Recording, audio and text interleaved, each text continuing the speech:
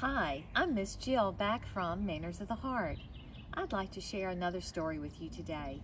The title is The Tale of Three Trees.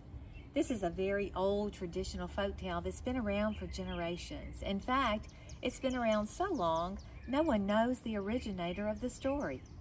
The illustrations you're going to enjoy today are by Tim Jahnke. Let's take a look. Once upon a mountaintop, three little trees stood and dreamed of what they wanted to become when they grew up.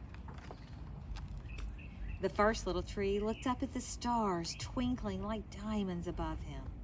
"I want to hold treasure," he said. "I want to be covered with gold and filled with precious stones. I will be the most beautiful treasure chest in the world." The second little tree looked out at the small stream trickling by on its way to the ocean. "I want to be a strong sailing ship," he said. "I want to travel mighty waters and carry powerful kings. I will be the strongest ship in the world." The third little tree looked down into the valley below, where busy men and busy women worked in a busy town. "I don't want to leave this mountaintop at all," she said. "I want to grow so tall that when people stop to look at me, they will raise their eyes to heaven and think of God. I will be the tallest tree in the world." Years passed, the rains came, the sun shone, and the little trees grew tall. One day, three woodcutters climbed the mountain. The first woodcutter looked at the first tree and said, "This tree is beautiful. It's perfect for me." With a swoop of his shining axe, the first tree fell. "Now I shall be made into something beautiful," thought the first tree. "I shall hold wonderful treasure." The second woodcutter looked at the second tree and said, "This tree is strong. It's perfect for me." With a swoop of his shining axe, the second tree fell.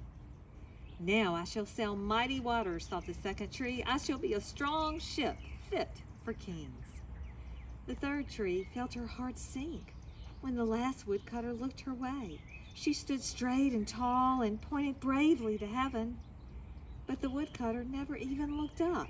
"Oh, any kind of tree will do for me," he muttered. With a swoop of his shining axe, the third tree fell. The first tree rejoiced when the woodcutter brought him to the carpenter's shop. But the busy carpenter was not thinking about treasure chest. Instead, his work-worn hands fashioned the tree into a feed box for animals. The once beautiful tree was not covered with gold or filled with treasure. He was coated with sawdust and filled with hay for hungry farm animals.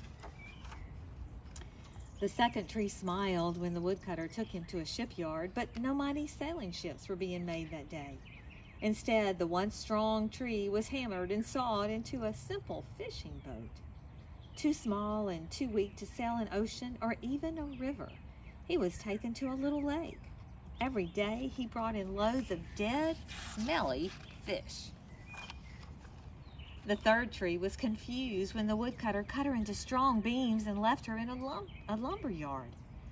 What happened? The once tall tree wondered.